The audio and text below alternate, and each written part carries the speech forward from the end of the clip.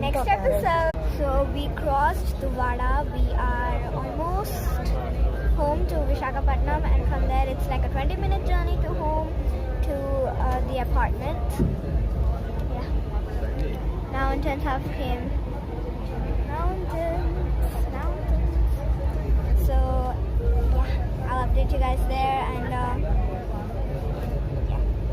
stay tuned for one more travel vlog. Actually, there's one more that's coming soon on June 1st.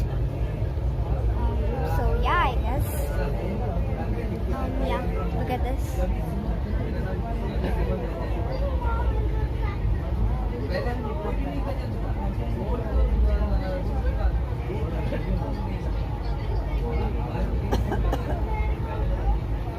I actually don't want to leave Vizag if I like go anywhere out of Hyderabad, right? It's so beautiful.